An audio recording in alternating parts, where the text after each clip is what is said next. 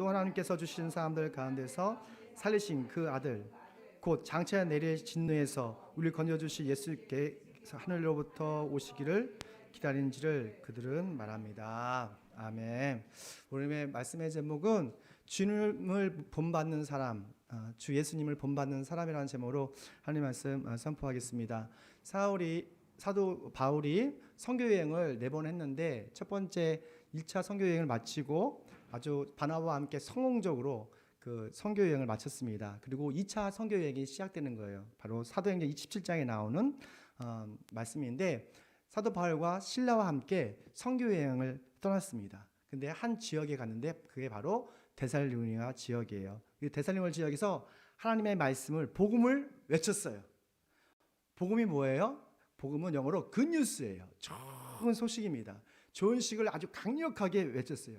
성경에서 복음이라는 것은 우리가 풍족한 삶을 사는 것 그 이상이죠. 그걸 뭐냐면 예수 그리스도께서 하나님의 아들이신 예수 그리스도께서 우리의 모든 죄를 대속하기 위해서 십자가에 달려 죽으시고 우리를 의롭고 영화롭게 하기 위해서 우리에게 영생을 주시기 위해서 부활하셨습니다. 그 부활하신 예수님께서 바로 지금 이 시간에 우리와 함께 하십니다. 주 예수님을 믿으십시오. 주 예수님을 믿으십시오. 그러면 여러분과 여러분의 가정이 어떤 지역사회가 구원을 받을 것입니다. 라고 강력하게 외쳤어요. 누가? 사도 바울이. 많은 사람들이 믿었을까요? 아니에요. 데살로니가 지역에 있는 사람들이 많이 믿은 게 아니라 그 중에서 몇 명의 그리스도인과 그리고 아주 귀족들이 믿었어요. 귀부인들이 믿게 되었습니다. 그래서 그 믿은 사람들을 데려다가 성경 공부를 시작합니다. 그 야손의 집에서 3주 동안 열심히 복음을 가르쳤어요. 그리고 사도 바울과 그리고 실라는 다른 지역으로 베레아와 아테네로 떠났습니다. 근데 몇 달 후에 보니까 그 데살로니가 지역에 있는 사람들이 너무도 예수님을 잘 믿는다는 거예요. 아니 예수님을 믿을 뿐만 아니라 예수님을 닮아가는 예수님을 본받는 사람이 되었다는 좋은 소식을 들었습니다. 그래서 사도 바울이 고린도에 있으면서 1년 6개월 동안 있으면서 편지를 써요. 그것이 바로 데살로니가 전서와 후서이에요. 그렇다면 예수 그리스도를 본받는 사람은 어떤 변화된 삶을 사는가? 어떤 거룩한 삶을 살까요? 함께 있습니다. 시작. 아멘. 그러니까 주님을 본받는 사람은 믿음의 행동으로 사는 사람들이에요. 그냥 살아가는 사람이 아니라 아무 생각이 없이 그냥 살아가는 것이 아니라 믿음의 행위로, 믿음의 행동으로 살아가는 거예요. 3절 함께 있습니다. 시작.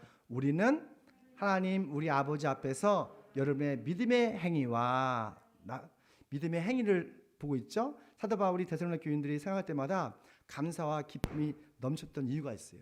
그들은 믿음의 행동을 했기 때문이에요. 우리가 말로만 내가 예수님 믿습니다 라고 하고 믿음의 행동하지 않으면 그거는 진정한 믿음의 사람이 아니죠. 그래서 야고보서는 이렇게 말했어요. 내가 행함 없는 믿음은 죽었다. 행동하지 않는 믿음은 죽었다. 이렇게 말씀하고 있어요. 그래서 우리가 예수님을 믿습니다 하면 그에 맞는 행동을 해야 돼요. 우리 예수님을 믿으면 당연히 예수님을 찬양할 수밖에 없고 예수님을 믿으면 우리가 예배 드릴 수 있고 또 예수님을 믿기 때문에 나가서 복음을 전가할 수가 있는 거예요. 그런데 데살로니가 교인들은 예수님을 믿습니다 말로만 한 것이 아니라 행동을 보였어요. 그들의 행동이 무엇일까요? 뭐냐면 설교 말씀을 하나님의 음성으로 듣다는 거예요. 사실 데살로니가 지역에는 많은 다양한 이야기가 있었거든요. 근데 다른 이야기보다도 설교 말씀을 기쁘게 들었어요. 여러분 설교 말씀이 기쁘세요? 아멘. 여기 오신 분은 다 기쁜 것 같아요. 하나님 말씀을 설교 말씀 들으려고 오시잖아요. 이것이 바로 믿음의 행동이에요. 내가 설교 말씀이 다른 어떤 이야기보다도 더 기쁘게 들리는 것. 그것이 바로 믿음의 행동이에요. 우리 6절 말씀 시작. 여러분은 많은 환난을 당하면서도 선생님께서 주시는 기쁨으로 말씀을 받아들여서 우리와 주님을 본받는 사람이 되었습니다. 성령께서 주시는 뭐로? 기쁨으로 말씀을 그냥 받아들였다는 거예요. 우리가 말씀을 받아들일 때, 말씀을 들을 때 어떤 사람은 어거지도 듣는 사람이 있어요. 또 어떤 사람은 성령에 이끌려서 기쁨으로 말씀을 듣는 사람들이 있어요. 성령의 기쁨으로 듣는 사람, 바로 주님을 본받는 사람들이에요. 사실 데살로니가 지역에 있는 사람들은 다양한 민족이 섞여 살았어요. 거기에는 알렉산더 대왕이라는 사람이 있었어요. 그리스의 왕 알렉스 대왕이 유대인, 헬라인, 사마리아인 그리고 로마인들이 그 데살로니가 지역에 함께 살게 했어요. 그래서 AD 1세기에 보면 약 20만 명이 함께 살았대요. 그러니까 다문화 사회였죠. 그러니까 할 이야기가 너무 많았을 것 같아요. 꼭 지금 말하면 서울처럼, 부산처럼 많은 이슈가 있었어요. 정치적인 거, 연예인 이야기, 또는 어떤 뭐 다양한 이야기들이 아주 매일 홍수처럼 쏟아져 나왔어요. 꼭 우리와 비슷한 것 같아요. 우리도 하루에 수많은 뉴스를 보잖아요. 네이버, 카카오, 영상, 유튜브에서 수많은 뉴스들이, 영상들이 막 쏟아 나오잖아요. 정치 이야기, 연예인 이야기, 전쟁 이야기. 하지만 이 모든 이야기가 우리의 영혼을 아주 만족하게 하고 풍족해 하는 것은 거의 없는 것 같아요. 근데 이 데살로니가 교인들도 이 잡다한 뉴스, 영상을 보는 것보다도 뭘 좋아했다고요? 바로 하나님의 음성, 즉 하나님의 말씀을 듣는 것을 되게 기뻐했다는 거예요. 근데요, 하나님의 그 설교를 들을 때 그냥 들은 게 아니에요. 이것이 사람의 소리가 아니라 하나님의 음성이라고 믿고 들었어요. 우리 함께 했습니다. 시작. 우리가 하나님께 끊임없이 감사하는 것은 여러분이 우리에게 하나님의 말씀을 받을 때에 사람의 말로 받아들이지 아니하고 실제로 하나님의 말씀으로 받아들였기 때문입니다. 그러니까 사람이 말이 아니라고 들었어요. 이게 차이점이에요. 교회 다녀도 많은 사람들이 저거는 설교자의 그냥 말이야 라고 하는 사람들이 참 많은 것 같아요. 근데 데살로니가 교인들은 마음에 순수한 믿음이 있었어요. 그리고 사도들이 전하는 그 설교 말씀을 이것은 하나님께서 주신, 성령께서 주신 하나님의 음성이야 라고 믿었어요. 사실 하나님의 아들 예수님이 제자들에게 복음을 가르치셨을 때 제자들은 예수님을 그냥 큰 스승으로 믿었어요. 그냥 이건 하나님의 음성이 아니라 정말 탁월한 스승이구나 라고 이렇게 믿었거든요. 근데 데살로니가 교인들은 이 제자들보다도 사도들보다도 더 사도들의 말을 하나님의 음성으로 들었다는 거예요. 그러니까 그 마음속에 어떨까요? 감동이 있죠. 그리고 삶에 변화가 있는 거예요. 뭐로 들으니까? 믿음으로 이 말씀 하나님의 음성으로 들으니까. 그래서 그들의 신앙이 주님을 본받는 삶이 되어서 어떤 상황에서도 항상 기뻐하고 감사하고 또한 기도의 삶을 살았던 것이죠. 우리 교인들 중에서도 이 설교를 들을 때 그냥 맹수맹수 듣지 않는 사람도 있어요. 이 말씀이 주님의 음성이라고 믿고 그것을 삶에 적용하는 사람도 있어요. 그 삶에 보면 너무 큰 감동이 있고 변화가 있는 거예요. 목사님 말씀을 들어보니까 내 마음속에 있는 큰 문제가 해결됐어요. 내가 고민하고 어려웠던 그 문제가 해결됐어요. 뭐냐면 하나님의 음성을 들었기 때문에 그래요. 로고스가 레마로 바뀌는 순간, 그것은 우리가 믿음으로 설교 메시지를 하나님의 음성을 들을 때 우리 삶이 확 변하는 거예요. 그런 성령의 역사를 경험하시길 축원합니다. 맹수맹수 들으지 마세요. 설교 안에 하나님의 음성이 있다니까요. 그 음성을 딱 듣는 순간 어떤 여건도 어떤 문제도 넉넉히 이길 수 있어요. 누가 뭐래도, 누가 나에게 마음의 상처를 줘도 담대할 수 있어요. 마음의 쿠션이 든든해지거든요.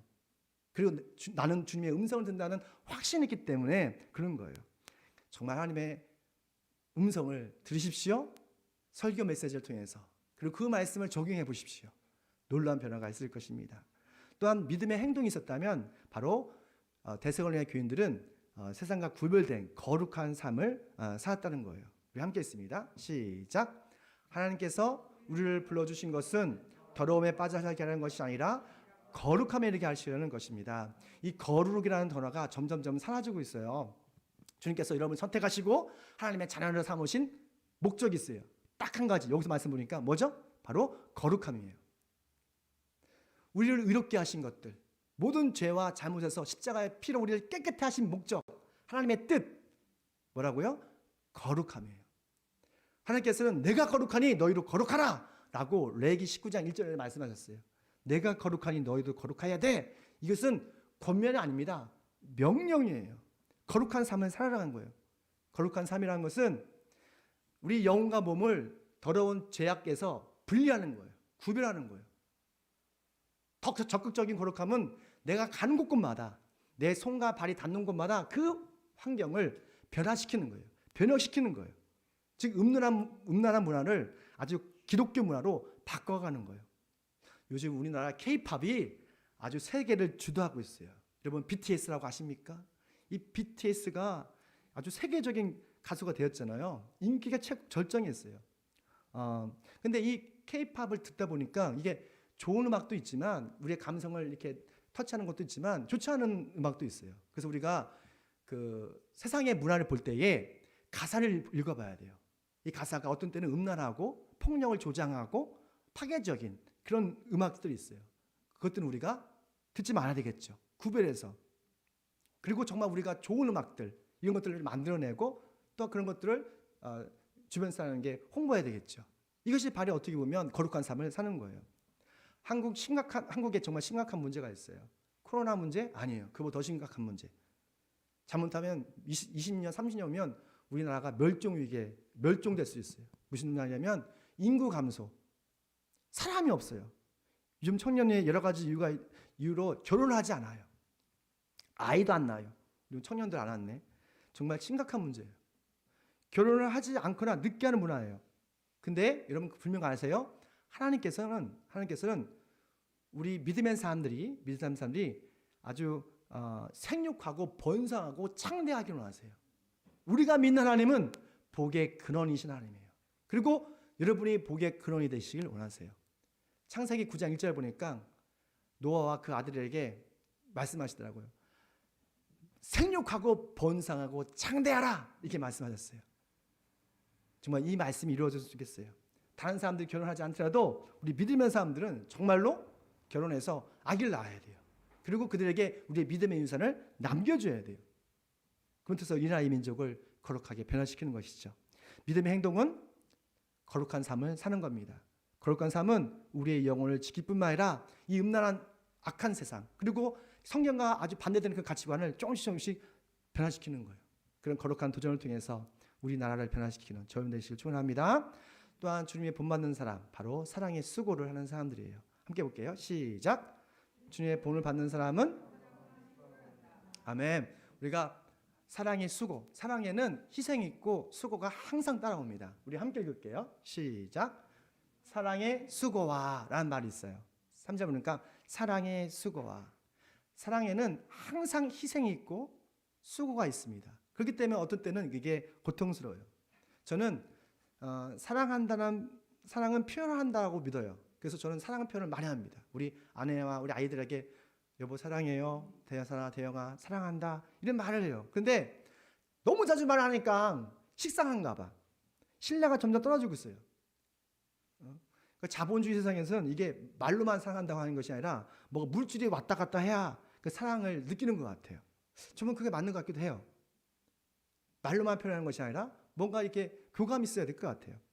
우리 여러분 아시겠지만 자녀가 저 시골에 기숙사에 있는 학교에 다니잖아요. 그러면 주말이면 우리 아내가 저녁을 준비해요. 일하고 와서 늦게까지 음식을 준비합니다.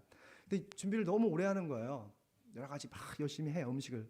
근데 왜 이렇게 열심히 하냐고, 시간도 많이 고 애쓴다고. 그러니까 아니 이렇게 내가 열심히 준비해서 음식을 아이가 먹으면 너무 행복하다는 거예요. 쑥에서 만든 음식을 자녀가 먹는 걸 보면서 너무 행복하다. 그래서 여보, 음식이 사랑인 거야. 말로만 사랑할 것이 아니라 음식이 사랑이다. 나 이게 감동을 받았어요. Food is love. 젠사. Food is love. 정말 너무 실질적으로 들었어요. 잘 생각해 보시죠. 음식에는 다양한 재료가 있어요. 이 재료들을 정성스럽게 준비해야 돼요. 그리고 그를 요리를 해야 돼요. 시간이 걸려요. 정말 희생과 수고가 있는 거예요. 그러니까 음식은 사랑이더라고요. 그래서 예수님께서 자신의 살과 피를 뭐로 비유했죠? 빵과 포도주, 음식으로 비유하셨다는 거예요. 우리가 일용할 양식을 매일 먹을 때마다 예수님의 사랑과 희생을 생각하고 기억하다는 거예요. 그래서 food is love. 음식은 사랑이구나. 여러분, 음식 먹을 때마다 항상 감사하세요. 부모님께 감사할 뿐만 아니라 누구한테? 예수님께 감사했으면 좋겠어요. 우리 함께 했습니다. 시작. 우리가 여러분의 사랑과 같이 주님께서 여러분끼리 서로 나누는 사랑과 모든 사람에게 베푸는 여러분의 사랑을 풍성하게 하고 넘치게 해주시길 빕니다. 그러니까 사랑은 뭐 하는 거예요? 나누는 거예요. 말로만 나누는 것이 아니라 음식을 나누는 거예요. 우리가 음식을 나눌 때에 사랑이 전달되는 거예요. 기독교와 다른 종교의 큰 차이점이 있어요. 다른 종교는 사람들이 다 신을 위해서 희생을 해야 돼요. 수고를 해야 돼요. 열심을 내야 돼요. 그래서 신을 만나서 복을 받아요. 그런데 이 기독교는 그렇지가 않아요. 하나님께서, 살아계신 하나님께서 신이 자신의 전부를 희생하셔서 인간을 찾아오세요. 하나님의 아들 예수님을 생각해 보세요. 예수님은 여러분을 사랑한다 말로만 하지 않으셨어요. 자신의 살과 피를 다 내어주심을 통해서 하나님의 사랑을 확증하신 거예요. 그래서 우리가 예배드리는 거예요. 그래서 우리가 주님을 찬양하는 거예요. 다른 신들은 우리의 모두를 다 바치라고 해요. 그런데 우리가 믿는 살아계신 하나님은 자신이 모든 걸 다 바치셔서 우리를 사랑하시고 찾아오셨어요. 이것이 완전한 사랑이에요. 십자가, 바로 완전한 사랑. 그것을 의미하고 있는 겁니다. 정말 예수님을 사랑하십시오. 우리가 먼저 예수님을 사랑한 것이 아니라 예수님 우리를 먼저 사랑하셨기 때문에 그래요. 주님의 본을 받는 사람이 되셔서 정말 우리가 일상에서 하나님을 닮아가고 정말 사랑을 나눠줄 수 있는 저는 되시길 축원합니다. 그런데요, 우리 데살로니가 교인에게도 한 가지 신앙적인 문제가 있었어요. 그들은 다양한 어떤 애들 수 없고 믿음도 있었고 다 하나님 설교를 들을 때도 하나님 음성처럼 들었는데 한 가지 문제가 있었는데 그것은 바로 예수님의 재림이 가까워했다는 거예요. 내일 주님이 오신대. 내일 모레 오신대. 막 정신이 막 반짝 들어가지고 어이구 이제 주님께서 내일 오시면 어떡하지? 내일 모레 오시면 어떡하지? 만약 주님께서 오늘 이 시간 여러분에게 찾아오시면 어떡할까요? 준비가 안 됐는데요. 할 것이 많은데요. 세상 일이 너무 많은데요. 그럴 수 있잖아요. 그래서 너무 이 데살로니가 교인들이 너무 스트레스를 많이 받았어요. 그리고 종말에 대한 강한 어떤 집착이 있었어요. 그 때문에 점점 뭘 하지 않냐면 자기의 생활을 위해서 일을 하지 않았어요. 모든 일을 다 멈춰버리고 교회에 와서 기도와 말씀만 보는 거예요. 그럼 점점 어떻게 될까요? 가난해지겠죠. 먹을 것이 없어지겠죠. 일하지 않고 교회만 와가지고 기도만 하니까. 종말에 우리가 종말론적으로 주님께 오시는 것에 대한 기대감이 있어야 되겠지만 종말론에 너무 빠져가지고 아무것도 일하지 않은 것은 성경적이지 않은 거예요. 우리 함께 있습니다. 시작. 자기 일에 전념하고 자기의 손으로 일을 하십시오. 그래야 여러분은 바깥 사람을 대하여 품위 있게 살아가야 하고 또 아무에게도 신세를 지는 일이 없도록 해야 할 것입니다. 아멘. 여러분 주님께서 가까이 왔어요. 그렇죠? 가까이 올수록 우리는 아무것도 하는 것이 아니라 우리가 더 정신을 바짝 차리고 예수님께 집중해야 되겠죠? 하지만 여러분이 가져 있는 그 일을 해야 돼요. 여기서 우리는 그리스도인들의 직업관을 알 수가 있어요. 우리는 왜 종말이 가까움에도 불구하고 일을 해야 할까요? 단순히 돈을 많이 벌기 위해서가 아니라 바로 그리스도의 품위, 그리스도의 품격을 지키기 위해서 일을 하는 거예요. 우리가 너무 가난하면 도둑질할 수 있잖아요. 너무 부유해지면 아주 탐욕스럽게 돼서 주님을 모른다 할 수 있거든요. 그래서 우리 영혼과 몸을 지키기 위해서 뭐 하는 거예요? 일하는 거예요. 근데 많은 사람들이 우리의 그리스도인의 품격을 지키기 위해서 일하는 것이 아니라 돈을 더 많이 벌기 위해서 일해요. 대부분의 사람들이 그래요. 교회 안 오는 것도 거의 다 그런 것 같아요. 쩐의 전쟁인 것 같아요. 그러나 그리스도인의 품위를 지키십시오. 그러기 위해서 우리가 예배드리는 거예요. 그러기 위해서 우리가 돈을 버는 거예요. 아셨죠? 이 돈과 권력과 있는 모든 것은 꼭 필요한 것이죠. 하지만 이것은 도구이지 우리의 전부가 아니에요. 영어로 일을 job이라고 하기도 하고 일을 vocation이라고 해요. job은 그냥 일이에요. 그냥 vocation은 천직 또는 소명이라는 뜻이 있어요. 믿음의 사람들에게는 vocation이에요. 주님께서 부르신 것이에요. 그렇기 때문에 우리가 직업 선택도 상당히 중요합니다. 예배를 드릴 수 있는, 그리고 하나님께 집중할 수 있는, 그리고 우리의 삶을 나름 그리스도의 품위를 지키기 위해서 너무 가난하지 않게 하기 위해서 우리의 재정을 굴릴 수 있는 그런 일을 선택하는 게 중요해요. 왜냐하면 주님 오실 때까지 어떻게 돼요? 우리가 지속적으로 일을 해야 되기 때문에 그래요. 그래서 자본주의 사회에서 자본을 좀 많이 배워야 돼요. 금융을 좀 우리가 구매해야 돼요. 왜냐하면 늙을수록 육체적인 일을 못해요. 근데 우리 한국 기독교인들이 금융을 너무 몰라요. 저도 모르고. 금융에 대해서, 자본에 대해서 연구하고 전문가들한테 배워야 돼요. 그래서 우리의 그리스도의 품위를 지키기 위해서라도 여러분, 우리의 직업 선택이 너무 중요합니다. 정말 일을 위한 일이 아니라 그리스도의 품위를 위해서 그리고 열심히 일하는, 성실하게 일하는 저 여러분 되시길 축원합니다. 마지막입니다. 함께 있습니다. 시작. 본받는 사람은 아멘. 우리에겐 소망이 있습니다. 우리가 뚜렷한 소망이 있으면, 꿈이 있으면 무력증에 빠지지 않아요. 어떤 사람은 모든 것이 있음에도 불구하고 자꾸 무기력해지고 우울증에 빠진대요. 왜냐하면 뚜렷한 꿈이 없기 때문에 그래요.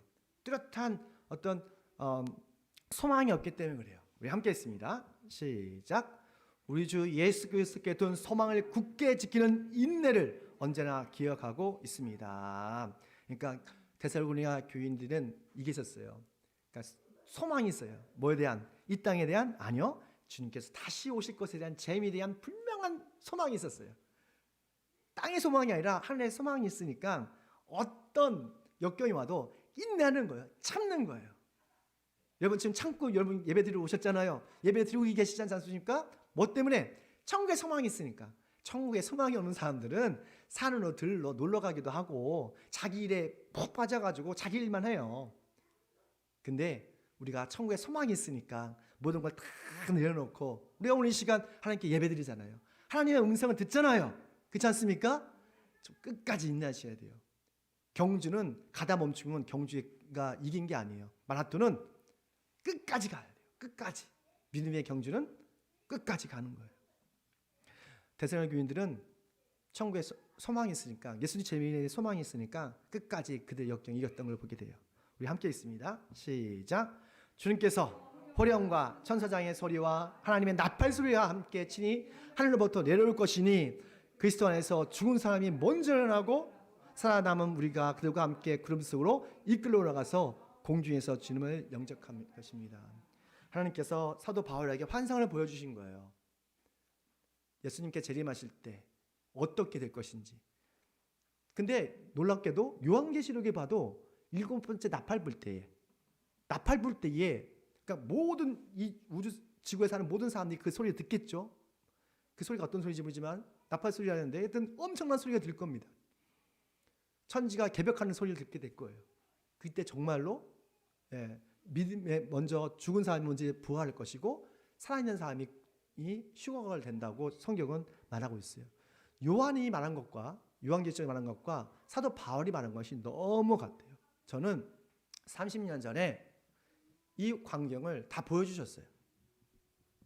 그래서 성정동에 있을 때 불당동 다 개발되는 거 다 봤어요. 아파트 들어서고 그런 것들. 그래서 우리 아버지한테 말씀드렸어요. 이 사과나무 다 팔아서 가자. 안 가셨어요.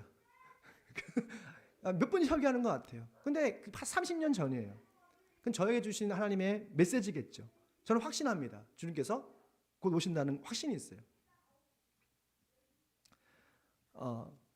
종말에 대한, 그리고 주님께서 다시 오신다는 그런 삶 있는 사람들은 세상에 그렇게 미련을 두지 않아요. 우리가 돈도 명예도 권력도 다 필요해요. 우리 자녀들을 가르치려면 돈이 필요하죠. 먹고 살려면 돈이 필요하죠. 부모님 부양은 돈이 필요합니다. 그리고 우리가 다른 사람들한테 인정받고 존경받으려면 다른 명예도 있어야 되고 권력도 있어야 돼요. 하지만 주님을 재림을 소망하는 사람들에겐 이 모든 것들이 인생의 목적이 아니에요. 인생의 도구예요. 하나님 나라와 또한 구제와 선교를 위한 하나님의 도구이지 우리의 전부가 아니라고요. 근데 안타깝게도 교회 다니지만 주님의 재림에 대해서 믿지 않는 사람들이 많아요. 자신이 죽는다는 걸 이해를 못하더라고요. 내가 곧 하나님 만난다는 걸 이해를 못하더라고요. 정말 예수님의 재림을 생각하는 사람들, 재림의 소망을 두는 사람들은 세상에 있는 모든 것들을 인생의 목적으로 삼지 않습니다. 그럼 우리가 예수님을 만날 때, 다시 만날 때 남는 영원한 것은 무엇입니까? 바로 여기에요. 믿음의 행동이에요. 그리고 사랑의 수고이고 또한 소망의 인내만이 그리스도의 흔적이 되어서 영원히 남는 거예요. 그리고 이것이 하나님께 가져갈 수 있는 보물입니다. 정말 주님을 본받는 사람으로서 천국에 소망을 두고 하나님께 우리의 시선을 고정하고 믿음의 경주를 완주하는 저와 여러분 되시길 축원합니다. 기도하겠습니다. 기도할 때 주님 믿음과 소망과 사랑을 가르쳐주시니 감사합니다. 주 예수를 믿는 수준을 넘어서 본받는 믿음의 삶이 되게 하려고 기도하시고